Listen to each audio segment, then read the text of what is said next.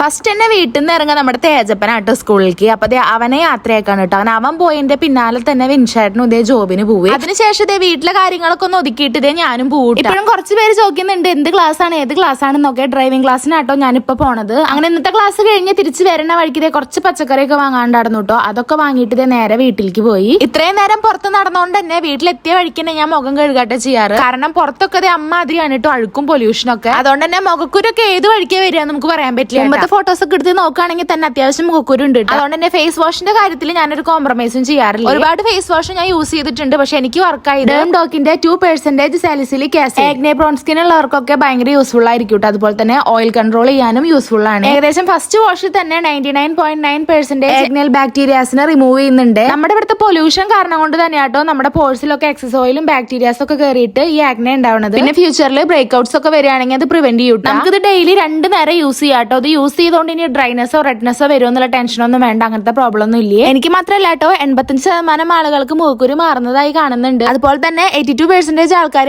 Oily സ്കിന്നിന് suitable ആണെന്നും പറയുന്നുണ്ട്. അപ്പൊ പ്രൊഡക്റ്റ് നമ്മുടെ പർപ്പിളിൽ അവൈലബിൾ ആണ്. പർച്ചേസ് ചെയ്യാൻ എളുപ്പത്തിന് ഞാൻ QR കോഡ് ഇവിടെ കൊടുക്കും. ചെന്നൈ, ബാംഗ്ലൂർ, കൊച്ചിക്ക് ആണെങ്കിൽ ഒരു 2 മണിക്കൂർ കൊണ്ട് ഡെലിവറി ഉണ്ട് കേട്ടോ.